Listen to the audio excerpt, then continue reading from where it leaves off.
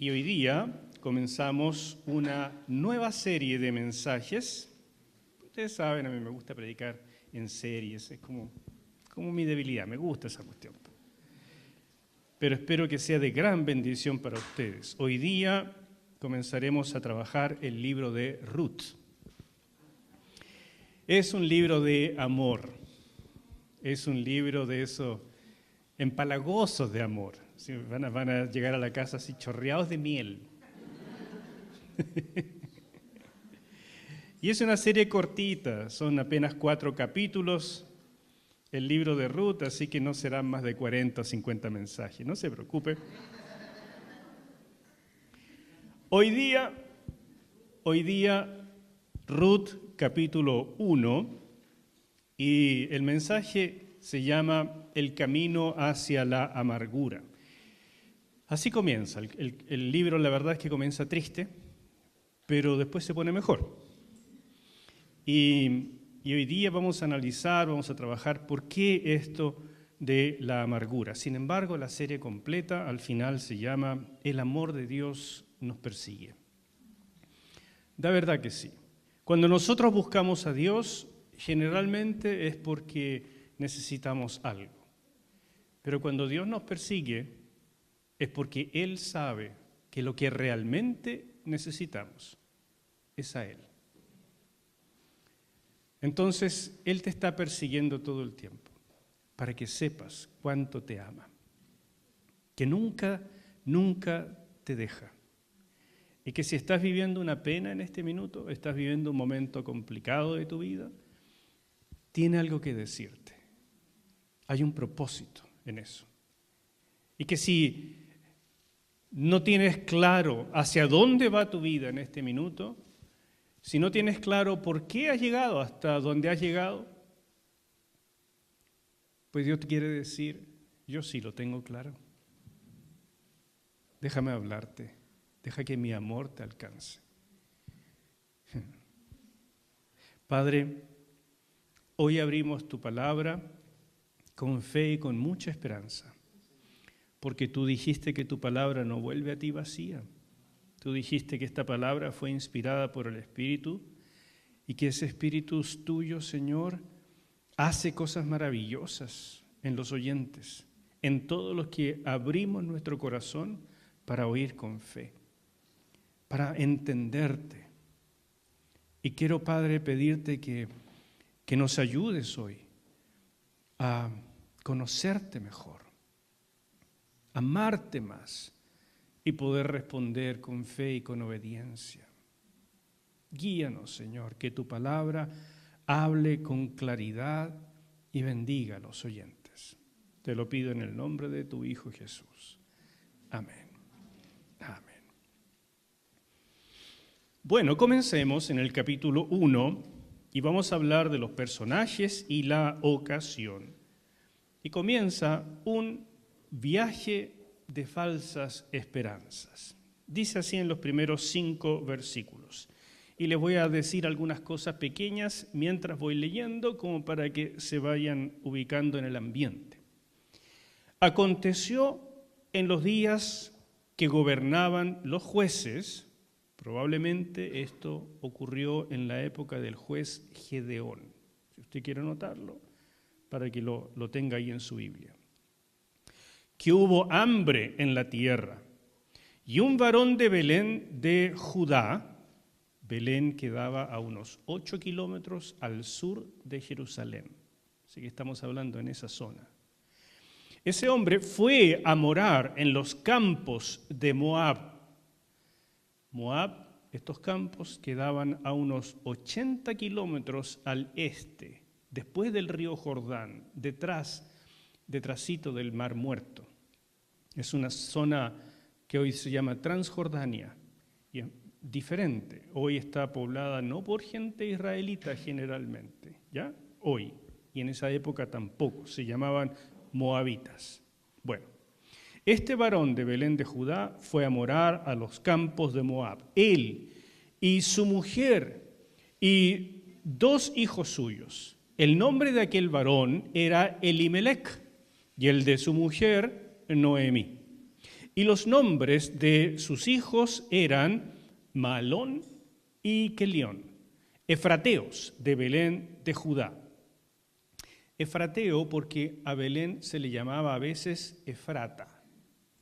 Entonces, muchas veces se llama Belén Efrata. Entonces, a los belenitas, no se usa ese gentilicio, se les llamaba efrateos. ¿Ok? Llegaron pues a los campos de Moab y se quedaron allí. Versículo 3, y murió Elimelec, marido de Noemí, y quedó ella con sus 2 hijos, los cuales tomaron para sí mujeres moabitas. El nombre de una era Orfa, y el nombre de la otra Ruth.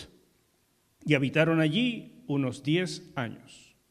Y murieron también los 2, Mahlón y Kelión, quedando así la mujer, o sea, está hablando enfocando a Noemí, la mujer desamparada de sus hijos y de su marido.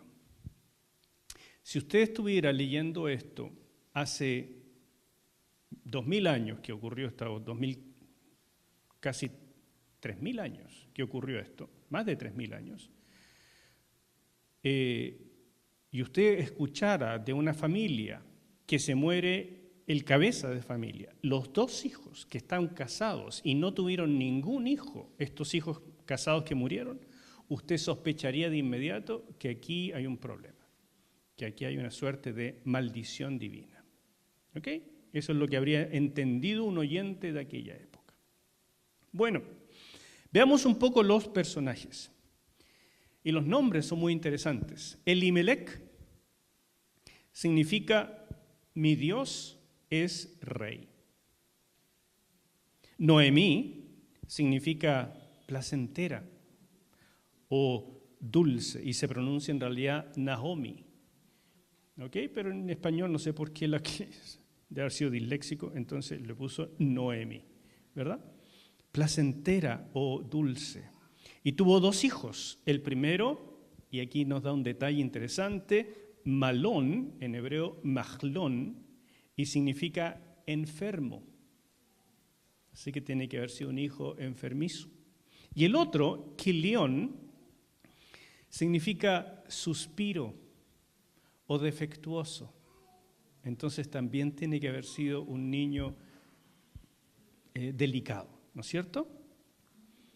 Y se casaron en Moab, con moabitas. El matrimonio con extranjeras que estuvieran fuera de la región de Palestina no estaba prohibido, pero no era muy aconsejable. No era de sabios hacer eso. Bueno, se casaron con 2 moabitas.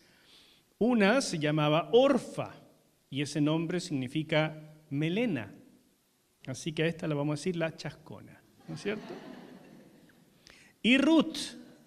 Ruth significa amiga. Amiga.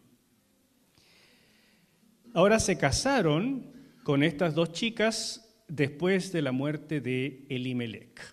Y más adelante, en el capítulo 4, verso 10, nos dice que Ruth se casó con Mahlón. Así que Orfa con Kelión. Bueno, así nos ubicamos un poco en lo que está ocurriendo. Otra cosa interesante es que yo les traigo imágenes sobre todo de cuando aparece Ruth, y claro, aparece una jovencita, que es lo que encontré en internet, ¿verdad? Una jovencita con características muy occidentales. Pero la verdad es que tenemos que imaginarnos más bien una joven de Medio Oriente, que tiene otros rasgos, no que sean feas, ¿no es cierto?, pero son diferentes, no tiene la forma de la tez tan blanquita, no son tan cachetoncitas, tienen otra forma en los ojos occidentales son más redondos y cosas por el estilo, ¿verdad? Bien. Y otra cosa interesante es pensar es que normalmente se piensa en Noemí, que es la suegra, como una mujer ya anciana. No voy a hablar de años para no tocar a nadie, ¿no es cierto? Pero como una mujer ya anciana. Sin embargo, lo que el cuadro nos está pintando es que es una mujer como entrando a la menopausia. Y eso es desde los 45 a los 55 en las mujeres, hoy. Tal vez en ese tiempo podría ser un poquito antes, ¿no es cierto? Pero para que ustedes se hagan una idea, no estamos hablando de una mujer anciana, tal vez se veía más viejita porque gente de campo, gente mucho más esforzada, entonces como que se envejecen más rápido, ¿no es cierto? Tienen esa cosa en la piel. Pero no es una mujer vieja para nada. Y Ruth tiene que haber sido una jovencita, que las casaban muy temprano, tal vez a los 15 años las casaban, pero alcanzaron a vivir 10 años en Moab. Así que imagínense una joven de 25 años. Bien. La ocasión, dije, estamos en la época de los jueces y se produjo una situación de hambruna. ¿Por qué se producía hambruna en aquella época? Básicamente por dos causas. Una, por sequías. Sequías prolongadas, entonces arruinaban las cosechas, hambre. Y la segunda causa, que es la que se trabaja en todo el libro de los jueces, es incursiones de otros pueblos vecinos que venían en pillaje, a robar. Entonces venían justo en la época de cosecha y robaban todo y dejaban a la gente sin nada. Tal vez en esta época en particular una combinación de ambas cosas, porque el problema es que Israel se había adherido a los otros pueblos, adorando a los dioses ajenos, especialmente al dios Baal, el dios de la fertilidad. Entonces, cuando el pueblo se está desviando por la fertilidad, porque quiere prosperidad a cualquier costo, ¿qué es lo que Dios va a tocar? Justo eso. Por lo tanto, hambre. ¿Se ven? No sabemos, por supuesto, si la familia de Elimelech participaba o no en la idolatría. Pero el problema, mis hermanos, es que cuando el mal está a nuestro alrededor, nos toca a todos. ¿Sí o no? Cuando el mal es lo que gobierna en una sociedad, todos salimos mote. A todos nos llega algún coletazo. Sufren también los inocentes. ¿Y qué es lo que nosotros llamamos inocentes?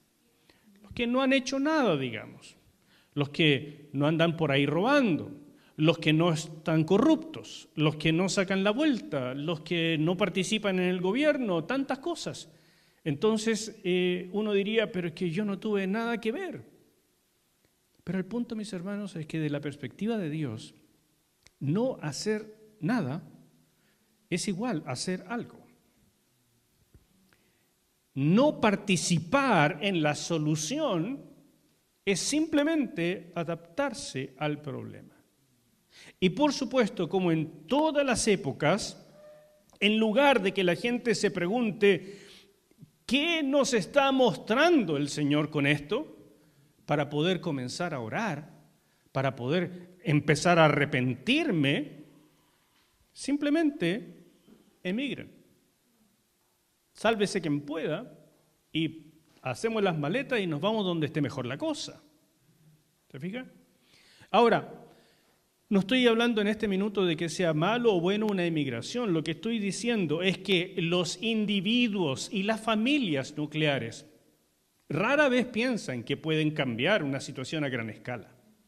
¿Usted cree que puede cambiar al país solo? Yo tampoco lo creo. Pero sí creo que Dios espera que su pueblo tenga inteligencia, tenga sabiduría, tenga percepción para darse cuenta hacia dónde está yendo la sociedad antes que ocurra. Y dándose cuenta con esa percepción, ese discernimiento espiritual, el pueblo de Dios se una para comenzar a usar los enormes recursos espirituales que el Señor nos ha delegado y sí hacer cambios profundos en la sociedad.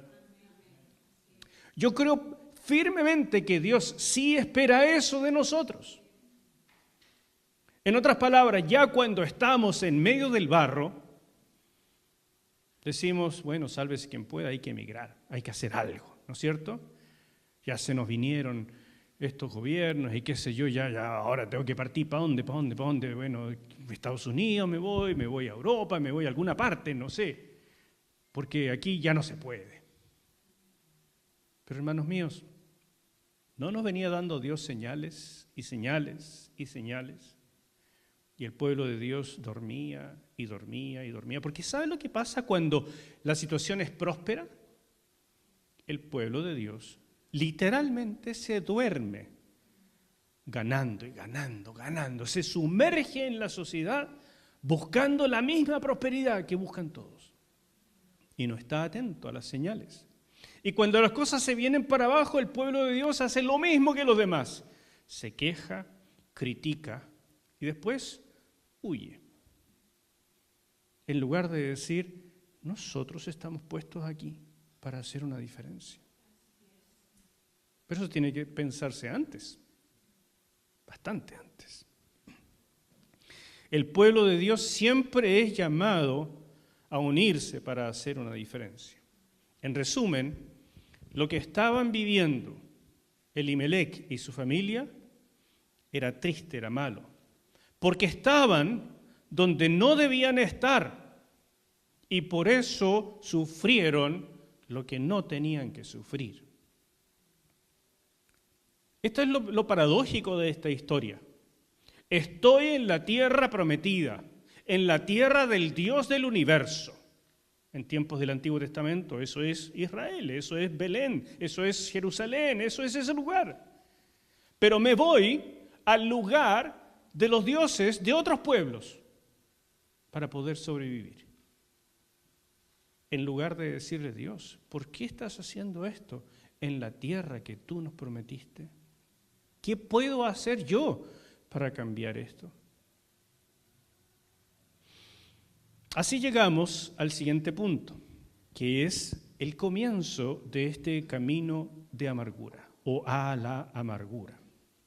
Yo creo que mientras estaban en Israel, Elimelec y su familia criticaban lo que veían a su alrededor. Mira a los vecinos, mira cómo van a adorar a Baal. Sinvergüenzas, ¿cómo se les ocurre hacer eso? Mira por quién votaron. No, eso no pasaba en esa época, pero usted me entiende, ¿no es cierto? Y ellos criticaban, pero no hacían ninguna diferencia. Después se fueron, emigraron con esperanzas, como lo hacen todos. Quiero que me vaya mejor, voy a otro lugar que espero sea mejor.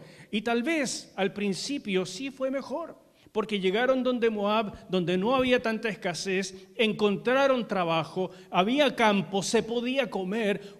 Respiramos, aquí tal vez sea tierra de esperanza. Y olvidaron rapidito que salieron de la tierra prometida para ir a una tierra de otros dioses, gobernada por otros espíritus, entregada a otras entidades.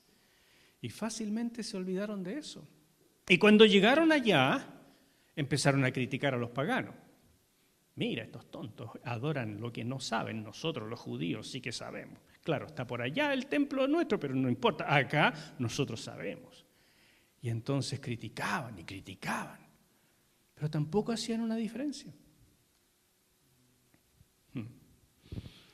Y sin embargo, el mal los alcanzó igual. Huyeron por miedo del mal, pero el mal los persiguió. Pronto murió Elimelec, y no se nos dice por qué. No se nos dice si era viejo, si le dio un paro, no se nos dice si se enfermó de algo, no nos dice si lo atropelló una carreta, no se nos dice nada, se murió nomás. ¿Y cómo reacciona una familia en aquella época cuando se muere alguien?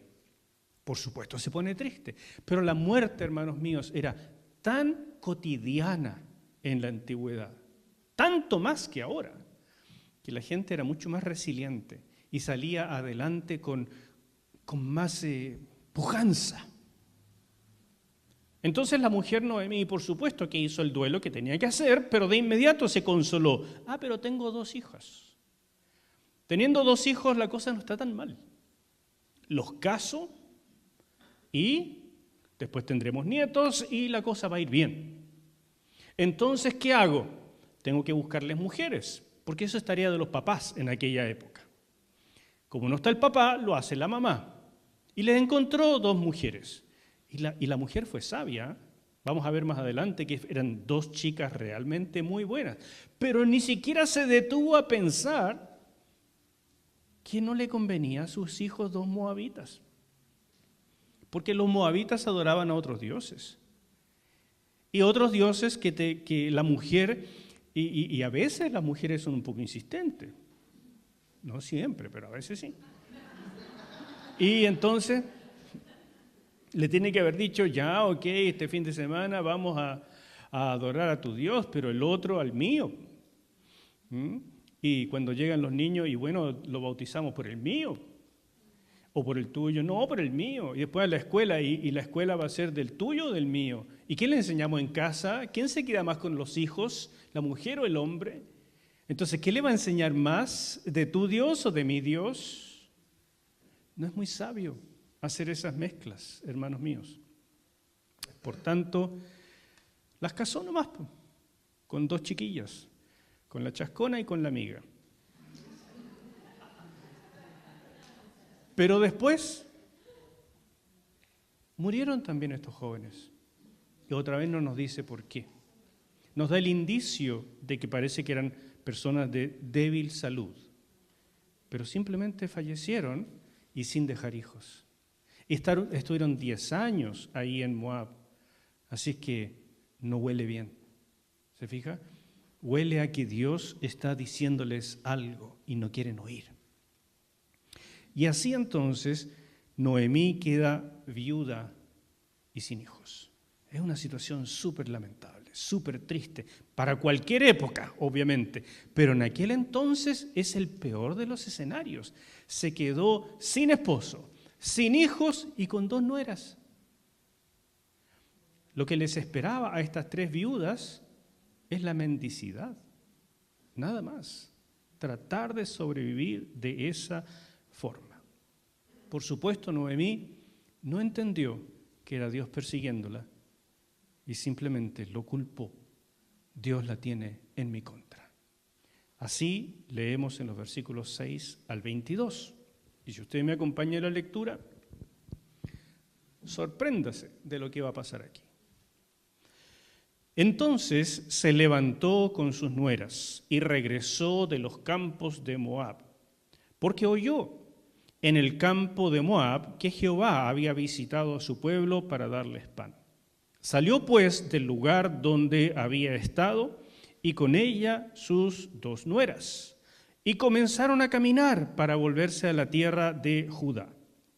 Y Noemí dijo a sus 2 nueras, andad, volveos cada una a la casa de su madre. Jehová haga con vosotras misericordia, como la habéis hecho con los muertos y conmigo. Os conceda Jehová que halléis descanso, cada una en casa de su marido, o sea, vuélvanse a casar. Eso les estaba diciendo. Luego las besó y ellas alzaron su voz y lloraron. Y le dijeron, ciertamente nosotras iremos contigo a tu pueblo. Las 2 dijeron eso. Noemí respondió, volveos, hijas mías, ¿para qué habéis de ir conmigo? ¿Tengo yo más hijos en el vientre que puedan ser vuestros maridos? Volveos, hijas mías, e idos, porque yo ya soy vieja para tener marido. Y aunque dijese, esperanza tengo, y esta noche estuviese con marido, y aún diese a luz hijos, ¿habríais vosotras de esperarlos hasta que fuesen grandes? ¿Habíais de quedaros sin casar por amor a ellos? No, hijas mías, que mayor amargura tengo yo que vosotras, pues la mano de Jehová ha salido contra mí. ¿Se fija? ¿Quién tiene la culpa? Dios. Y ellas alzaron otra vez su voz y lloraron. Y Orfa besó a su suegra, mas Ruth se quedó con ella. Y Noemí dijo, he aquí tu cuñada se ha vuelto a su pueblo y a sus dioses. Vuélvete tú tras ella. Respondió Ruth, no me ruegues que te deje y me aparte de ti. Porque a donde quiera que tú fueres, iré yo, y donde quiera que viviereis, viviré. Tu pueblo será mi pueblo, y tu Dios mi Dios. Donde tú murieres, moriré yo, y allí seré sepultada. Así me haga Jehová, y aún me añada, que solo la muerte hará separación entre nosotras dos. Qué bello ese pasaje, ¿eh? A veces se usa en matrimonios, pero en realidad era una suegra con una nuera. O sea, estamos aquí frente a un milagro, hermanos.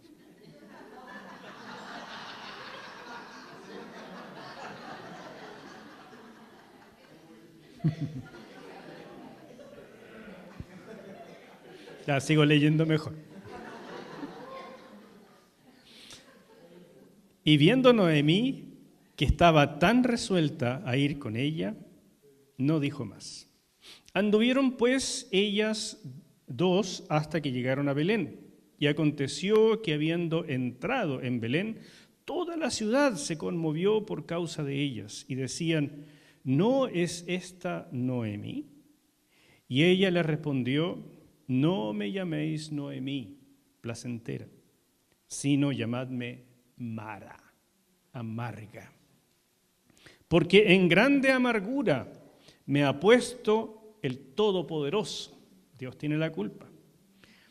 Yo me fui llena, pero Jehová me ha vuelto con las manos vacías. Dios tiene la culpa. ¿Por qué me llamaréis Noemí? Ya que Jehová ha dado testimonio contra mí y el Todopoderoso me ha afligido. Dios tiene la culpa. Así volvió Noemí y Ruth, la moabita, su nuera, con ella. Volvió de los campos de Moab y llegaron a Belén al comienzo de la siega de la cebada. Eso es más o menos marzo, abril de aquel año. Noemí reaccionó como haría cualquier persona, hermanos míos, sintiendo que Dios estaba en su contra. Dios había dado hambre, por eso tuvieron que irse. Dios la dejó viuda y sin hijos. Dios debe estar enojado conmigo. Además lo llama el Todopoderoso, es la palabra Shaddai. Y contra el Todopoderoso, ¿quién puede hacer algo? Si Él la tiene contra mí y me quita los hijos, ¿qué puedo hacer yo? Soy una víctima, soy simplemente un títere en sus manos. Claramente por el dolor no podía entender ni ver que Dios la estaba persiguiendo, porque el amor de Dios la persigue. El amor de Dios la buscaba, pero ella no lograba entenderlo. Solo en este minuto tan bajo de su vida y por la intervención de su nuera, fue capaz de levantar la cabeza y darse cuenta, Dios es bueno. Oyó, dice el versículo 6, que Dios había visitado su pueblo para darles pan. Y entonces dijo, bueno, las cosas mejoraron en Belén, volvamos allá. Prefiero morir en mi tierra, prefiero morir como judía y no aquí como extranjera, sola. Si voy a mendigar en alguna parte, por lo menos lo voy a hacer en hebreo. Y no voy a estar mendigando en este moabita que no me gusta. Al principio sus dos nueras la acompañaron. Y eso es sumamente llamativo, porque estamos hablando de una excelente relación suegra-nueras. Eso significa que ella escogió muy bien a esas muchachas. Y significa que ellas de verdad se encariñaron con su suegra, la consideraban como una mamá. Y significa que ella las criaba, las cuidaba como a sus hijas. Tal vez se hicieron hasta más amigas de lo que ella era mamá con sus hijos. Esta es una relación preciosa, les digo, es una historia de amor. Ruth y Orfa protestaron, no queremos dejarte, vamos contigo a tu pueblo. Pero ella les habló de su amargura, les habló del realismo amargado. ¿Saben ustedes que la realidad, hermanos míos, no es una sola? La realidad es lo que vemos, pero lo que vemos lo interpretamos. Por lo tanto, hay varias formas de realidad de una misma cosa. Está esta, la realidad amargada de Noemí. Es el tipo de realismo. ¿Me estoy apolillando? Ok. Disculpen eso, ¿ya? Es el realismo amargado, donde todo lo ve negro. Viene prederrotada, o sea, se levanta al día siguiente diciendo, ¿qué cosa mala me va a pasar? Así lo está viendo y así lo transmite. O sea, esta es una mujer que no quiere estar sola, pero llama a gritos la soledad. Quisiera que las nueras la acompañaran, pero sabe que no les va a ir bien. Está convencida de que no les va a ir bien allá donde vuelven. Entonces, mejor, chiquillas, ustedes todavía tienen una oportunidad. Son jovencitas. Vuélvanse a su tierra, a sus dioses, a su parentela. Cásense de nuevo, tengan hijos, vivan. ¿Para qué se van a ir conmigo si yo vuelvo a morir? Ese es el realismo amargado. También está el realismo optimista. Que hay gente que es así. Es la gente que anda siempre, vamos que se puede, ¿no es cierto? No pienso rendirme, vamos que se puede. Y llegan a ser súper impulsivos, como si el éxito estuviera asegurado. Y después ¡pum!, se dan tremendo tortazo y dicen, vamos que se puede, ¿no es cierto? Porque el éxito no está asegurado. Pero está el realismo de fe. Y es el que quisiera para ustedes y para mí. El realismo de fe ve los hechos, reconoce la situación, reconoce los recursos que uno tiene, que pueden ser pocos o muchos, los reconoce. Pero también reconoce la ayuda de Dios, porque está atento a ver cómo Dios está haciendo las cosas. Por tanto, se impone disciplina para hacer lo posible, pero le deja lo imposible a Dios. Piense esto, por ejemplo, en las dietas. Nosotros queremos que Dios haga lo imposible de principio a fin y nosotros nada, porque no podemos hacer lo posible. Pero si usted no se disciplina, no va a bajar de peso. Así de simple. Nosotros hacemos lo posible, Dios hace lo imposible. Así funciona el realismo de fe.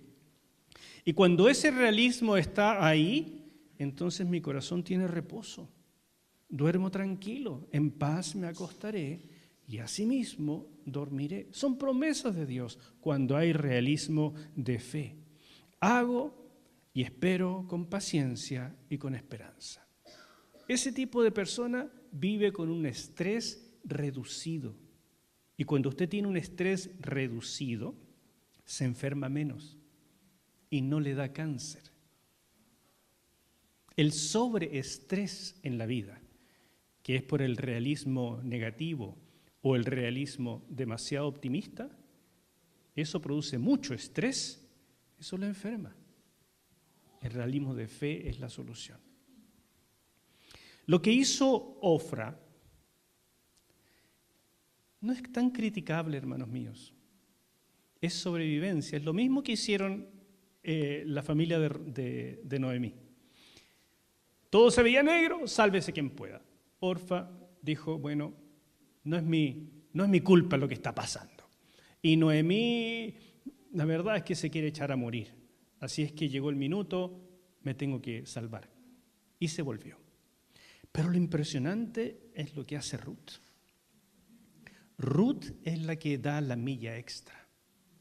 Ruth es la que dice, voy a ofrendar a esta persona que conocí y llegué a amar como una madre, le voy a ofrendar mi vida, mi juventud, y yo la voy a cuidar. Y por eso le dice estas palabras tan lindas que leámoslas de nuevo. No me ruegues que te deje y me aparte de ti, porque a donde quiera que tú fueres, iré yo, y donde quiera que vivieres, viviré.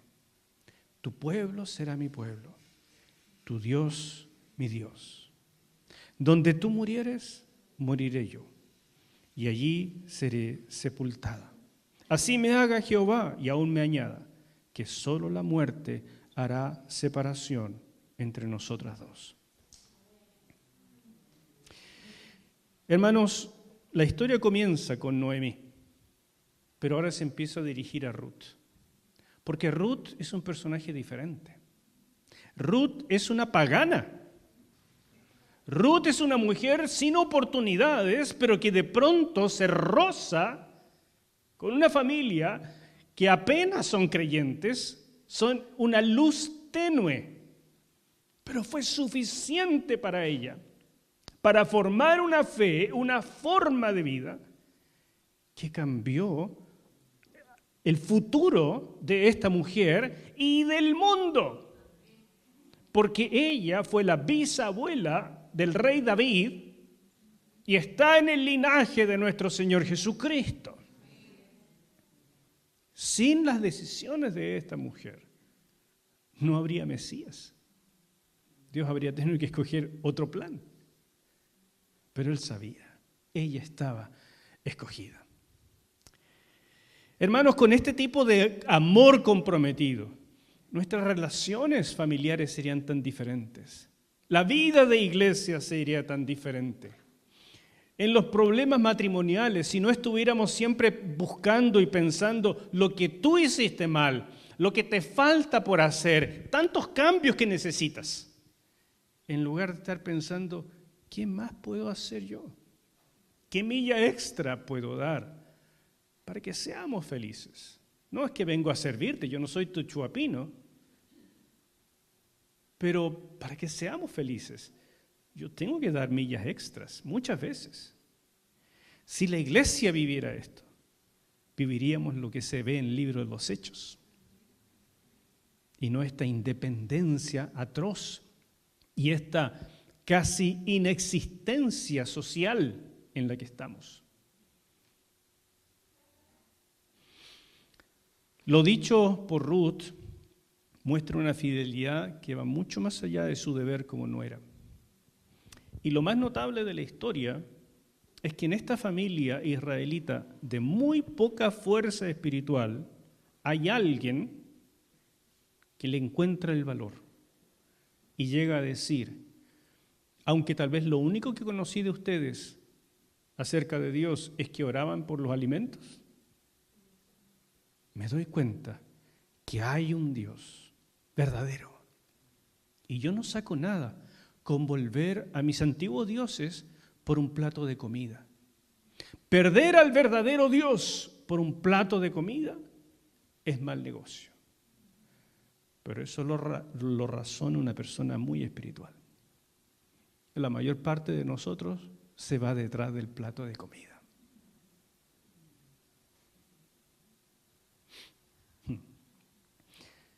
Un breve paréntesis, una meditación. ¿Por qué Dios permite tantos sufrimientos, hermanos míos?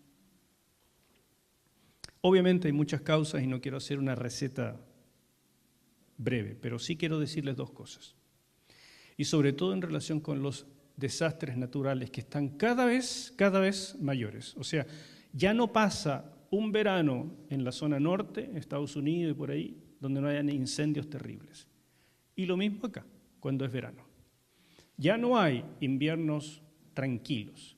O sea, que en una parte, incluso sin ser invierno, como ha ocurrido, llueva en una hora lo que aquí llueve como en 3 años, provoca unas inundaciones. Y uno se pregunta, ¿por qué Dios permite eso? 2 razones. La primera es que la tierra quedó en desequilibrio a causa del pecado y está anunciado que va a ir cada vez en más desequilibrio hasta el regreso del Señor. Así que ahí tiene una primera respuesta, esto tiene que ser así. Pero la segunda es que para Dios una vida de esclavitud al pecado es mucho peor que una pérdida. Entonces, si Él puede intervenir en tu vida, aunque sea provocándote una pérdida, para que vuelvas a Él, Él lo va a hacer. Y la gente lo interpreta como dijo Noemí, Dios la tiene contra mí. El Todopoderoso me ha juzgado, me ha afligido. ¿Qué puedo hacer yo? y no se da cuenta que es Dios buscándola, que es Dios diciéndole, perdóname por hacerte sufrir. Pero si eso te libera de la falta de espiritualidad, de la poca fe, del pecado, después me vas a dar gracias y vas a decir, valió la pena. Escucha estos pasajes, hermanos. Desde la perspectiva de Dios, la libertad de su pueblo es mucho más importante que las pérdidas. Y usted me va a decir, pastor, eso no puede ser. Yo le digo, así es una pena, es triste, porque todos hemos vivido pérdidas de una manera u otra. A todos se nos ha muerto gente importante. Todos hemos tenido casos catastróficos de relaciones. Todos hemos sabido de alguna muerte, tal vez por algún terremoto, por alguna inundación, por lo que sea. Todos hemos rozado con la enfermedad. Sabemos lo que es eso. Y le preguntamos constantemente a Dios, ¿por qué, Señor? ¿Hasta cuándo, Señor? Y Dios te da este tipo de respuestas. En primer lugar, yo quiero que seas libre del pecado. Romanos 6, 22 y 23. Mas ahora que habéis sido libertados del pecado y hechos siervos de Dios, tenéis por vuestro fruto la santificación y como fin la vida eterna. Porque la paga del pecado es muerte, mas la dádiva de Dios es vida eterna en Cristo Jesús, Señor nuestro. Pablo lo escribe así porque conoce el corazón de Dios y sabe que para Dios tu salvación, tu libertad es mucho más importante que un sufrimiento momentáneo. El evangelio que proclamamos es libertad del pecado, no de sufrimientos. Dios también nos quiere libres de la opresión del diablo. Escuche esto, Juan 8:36. Así que si el Hijo os libertare, seréis verdaderamente libres. Y primera de Juan, capítulo 3, versículo 8. El que practica el pecado es del diablo, no solamente es esclavo del pecado, sino del diablo también, porque el diablo peca desde el principio. Para esto apareció el Hijo de Dios, para deshacer las obras del diablo. Vino con propósito Jesús para hacerte libre e incluso libre del dominio de nuestros propios apetitos, de esos hábitos que no sabes cómo cortar, de esas formas, de esas actitudes, de esas malas relaciones. De eso también, dice Romanos 6:12, no reine pues el pecado en vuestro cuerpo mortal, de modo que lo obedezcáis en sus concupiscencias. Es la palabra antigua para decir en vuestra carnalidad, en estos hábitos pecaminosos, que no reinen en ti. Vino a hacerte libre para que tú domines tus pensamientos, tus actitudes, tu boca, tu trabajo, todo. Tú eres el rey, no tu cuerpo, no tu carne. Primera de Pedro 4:2, para no vivir el tiempo que resta en la carne conforme a las concupiscencias de los hombres, sino conforme a la voluntad de Dios. El Señor vino para que seas libre del pecado, libre de la opresión diabólica y libre incluso de ti mismo, de tu carne. Volviendo a Ruth, y ya para terminar el mensaje de hoy. Dios había dado muchas señales, hermanos míos. Dio hambruna, tendrían que haber entendido, haber meditado. Emigraron, sin embargo. Quitó la vida tempranamente al jefe de familia. Otra señal, debieron haber meditado, pero simplemente dijeron, mala suerte. Pucha Señor, ¿por qué? Pero bueno, tenemos hijos. Los hijos nacieron débiles y por eso le pusieron esos nombres tan distintivos. Otra señal, los hijos se casaron y no tuvieron hijos. Otra señal, y no ven nada. Los hijos mueren tempranamente sin dejar descendencia. Otra señal, pero no ven nada. Dios la tiene contra nosotros. Parece que Dios está enojado. Dios es malo. Dios es un poco malo. Hermanos, Es el tiempo de entender que nuestras decisiones tienen consecuencias. Tenemos libertad, pero esa libertad tiene consecuencias. Y nuestros ancestros tuvieron su libertad y sus decisiones tienen consecuencias, incluso generacionales. Por tanto, es tiempo de entender que debemos ser libres, que eso es lo principal para Dios. Es el núcleo, la semilla, la esencia del Evangelio, nuestra libertad total. Todo lo que hemos vivido y estamos viviendo conduce a una de dos cosas. O te acercas más a Dios o te alejas de Él. Si no entiendes nada, no ves que el amor de Dios te persigue, te vas a alejar de Él. Pero si ves que detrás de todo esto hay un Dios vivo, amoroso, fiel, que de verdad quiere algo contigo porque tiene propósito, te vas a acercar. Y va a ser finalmente mejor. Si no vemos las señales de Dios, simplemente repetiremos los fracasos. Muchas veces somos como Noemí, amargados que amargan, infelices que hacemos a otros infelices. Queremos que estén cerca, pero los alejamos. Noemí, la verdad, no tenía recursos materiales para enfrentar lo que le vino, ni siquiera fuerza espiritual, pero aparece Ruth. Y Ruth es una desconocida. Ruth es alguien en quien nadie tiene las fichas puestas. Ruth es un personaje secundario al principio de la obra, pero se vuelve la estrella porque comprende un principio básico. Dios es bueno. Dios existe. Puedo confiar en Él. Siendo una joven pagana, pero convertida recientemente a Jehová, llegó a ser la medicina para Noemí y parte de la medicina para todo el mundo. Hermanos, cuando todo se ve oscuro, por favor recita esto.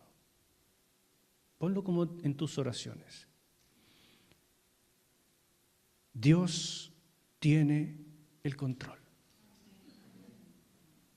Escríbelo en alguna parte, en tu Biblia, en la primera página, cosa que cuando abras la Biblia, eso salga. Dios sabe.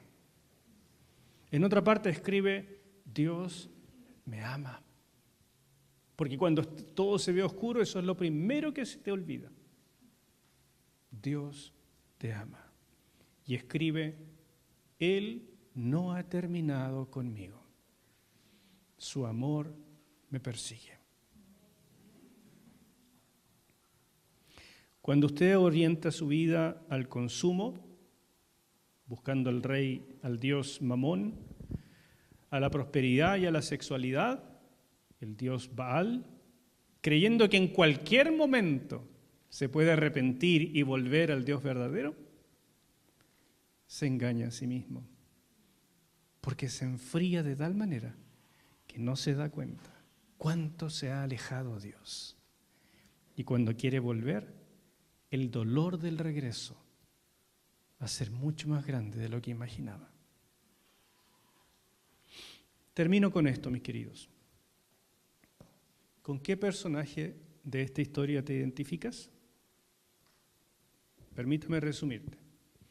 Elimelec, la cabeza de un hogar, pero que lo está guiando a un desastre. ¿Has pensado que tal vez eso eres tú? ¿Por no tomar las riendas espirituales de tu hogar? ¿Por no tener una mejor comunión con Dios y simplemente existir? ¿Por buscar la conveniencia tuya y de tu familia sin entender que tienes un propósito en los planes de Dios? ¿Eres un Elimelec? ¿Un ciego guía de ciegos? ¿Eres una orfa? Y no me refiero al peinado. Que hace lo necesario, pero cuando se pone muy dura la cosa, huye. Eres como una Noemí, que cree tener el control de la vida, pero sigue a su esposo, aunque están a punto de caer al barranco. En lugar de detenerse y decir, esposo, hablemos. Vamos mal. Por favor, oremos. Te ruego, detente, conversemos, hablemos, oremos juntos. Porque las decisiones que estás tomando no nos van a hacer bien. ¿Eres una seguidora que se va a caer al barranco gritando, no fue mi culpa? Eso no te va a disculpar. ¿O eres como una Ruth que viene del paganismo, que ve una oportunidad de fe y la abraza con todo su amor, con toda su convicción? Eres una persona en quien nadie pone las fichas, pero Dios sí. Que para el resto del mundo eres transparente. Nadie te ve. Pero para Dios eres una perla.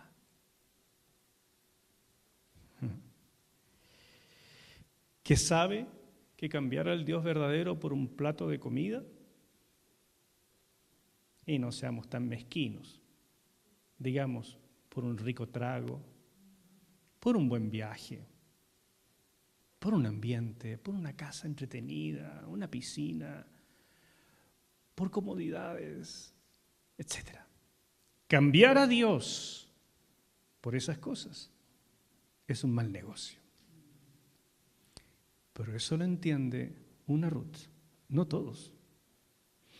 Como dije al comenzar la historia, esta es una chica secundaria. Pero ahora vamos a ver por qué este corazón puede cambiar el mundo. Gracias, Señor. Gracias por tu palabra. Tiene tanto que decirnos este pequeño libro. Y yo te ruego que sea como un bálsamo para tu pueblo, lleno de exhortación, de edificación y de consolación. Que sea, Señor, lo que tu pueblo necesita mientras atravesamos este invierno de nuestro país,